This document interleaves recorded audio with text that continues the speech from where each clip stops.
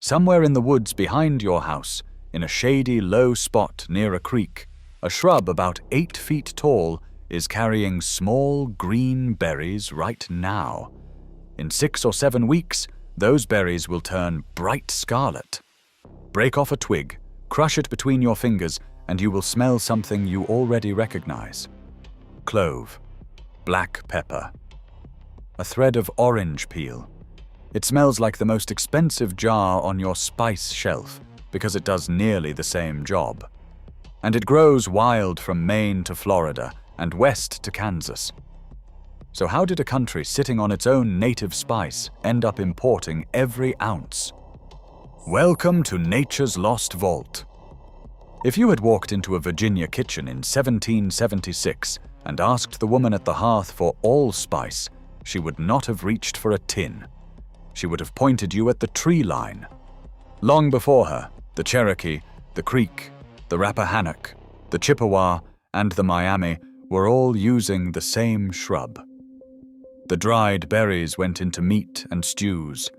The twigs and young leaves went into a tea. The bark went in where a European cook would have used cinnamon. And the shrub yielded 2 different spices, depending on when you picked it. The hard green berries of midsummer are sharp and peppery, closer to a cracked peppercorn. By September, those same berries have gone soft and scarlet, and they taste warm and sweet, the flavor people compare to allspice. This is Spicebush, Lindera benzoin. In the mountains, they called it Appalachian allspice. Further north, it was wild allspice, or Benjamin bush, or fever bush, depending on which of its jobs your family relied on. That last name is the one to remember. Settlers boiled the twigs into a tea for colds and coughs, and the bark for fevers, so routinely and across so much of the country that the medicine became attached to the name of the plant. Hold on to that. It comes back later, and it comes back with hard numbers. Spicebush sits in the laurel family, alongside bay leaf, cinnamon, and avocado, which means the American understory was growing a laurel family spice this whole time. Then the ships stopped coming. Twice. When the Revolution cut the colonies off from British trade, dried spicebush berries went straight into the jars where imported allspice used to sit. King's American Dispensatory, the standard American drug reference of 1898, recorded the substitution twice over. Once for the Revolution, and once again for the South, during what it called the Late Rebellion. That second time was worse. By 1862, the Union blockade had sealed Confederate ports. European medicine and imported spice simply stopped arriving. Confederate Surgeon General Samuel Preston Moore pulled a surgeon named Peyre Porcher out of the field and gave him one assignment: find out what grows here that can replace what we can no longer buy. Porcher was a Charleston physician, trained in Paris and Florence, and he spent his war writing a book instead of treating wounds. In 1863, a Charleston press printed the result: 601 pages of southern trees, plants, and shrubs, and what each one could be made to do. Spicebush is in it, listed under its old botanical name, benzoin, on page 354. So the plant worked. 2 separate generations of Americans proved it when they had no other option. Which raises the harder question. Why, the moment the ships came back, did it vanish from American kitchens and never return? Because this stopped being a story about flavor a long time ago. It became a story about who gets paid. Allspice, as the world knew it, came off one island. Pimenta de Oaca grew wild in Jamaica. After Britain took the island from Spain in 1655, the pimento trade belonged to the empire. By 1755, Jamaica was shipping roughly 250 tons a year, the world's only serious source. A monopoly like that is worth defending. And in 1882, the colonial authorities defended it the blunt way. They banned the export of live pimento seedlings. You could buy the berries. You could not buy the tree. Sit with that logic for a second, because the logic is the whole story. The value of a spice was never really in the flavor. It was in the distance. A thing that has to travel 4,000 miles by ship, through a customs house, into a warehouse, can be counted, taxed, marked up, and sold. A thing you can walk outside and pick cannot.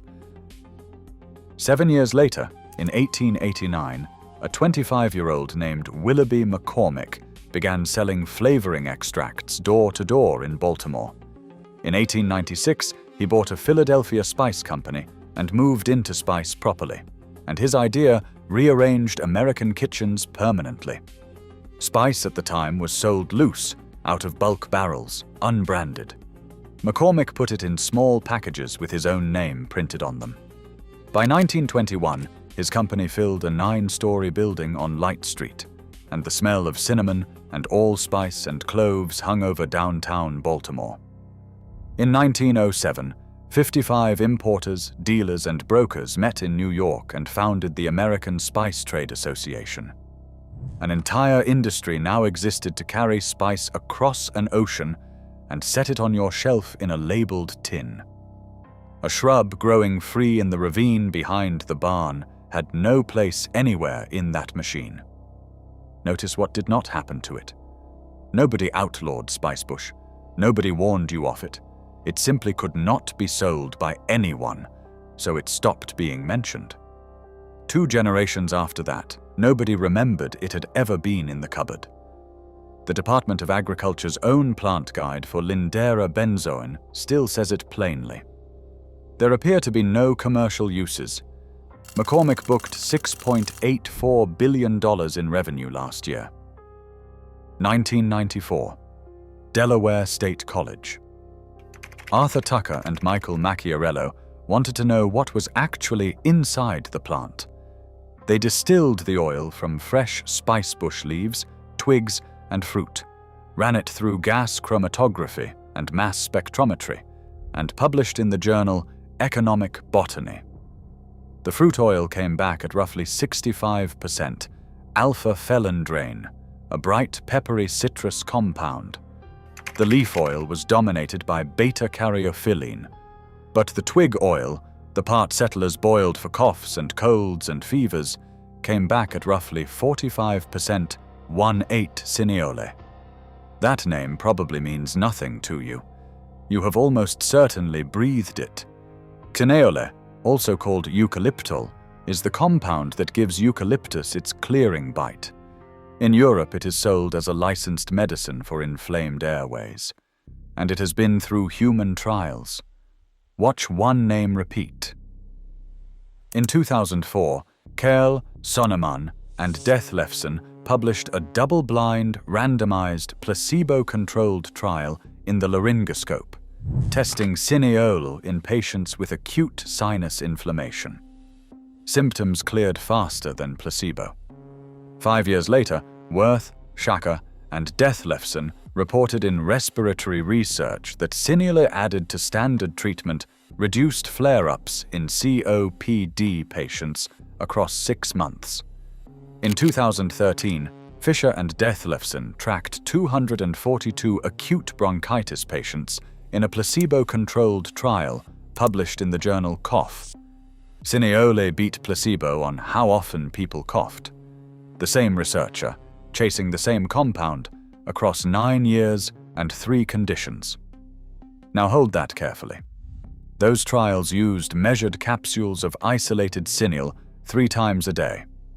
A mug of wild twig tea is not a pharmaceutical capsule, and nobody should pretend it is. But the compound in the capsule and the compound in the twig are the same chemistry. The settlers boiling that stick over a hearth in 1863 were not guessing. They had the right stick. The leaves carry a trace of camphor too, which is why they were crushed and rubbed on skin against insects. It is also likely why deer walk past a spice bush and strip almost everything else around it. Finding it is easier than most foraging.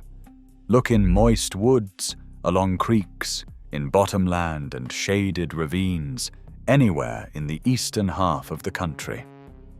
Understory shrub, 6 to 12 feet.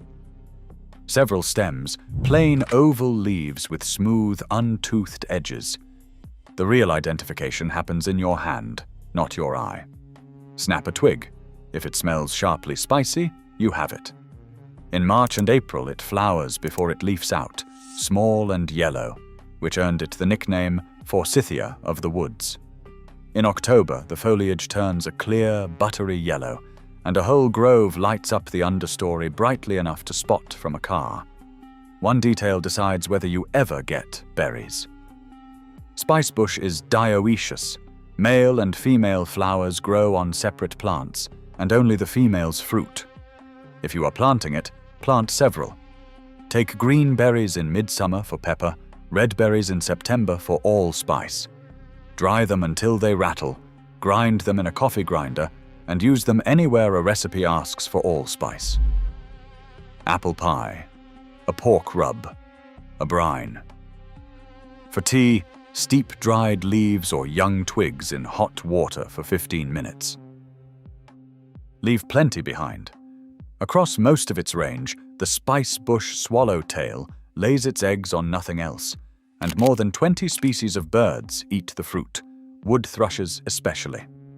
And never dig wild shrubs out of the woods. Buy nursery-grown plants.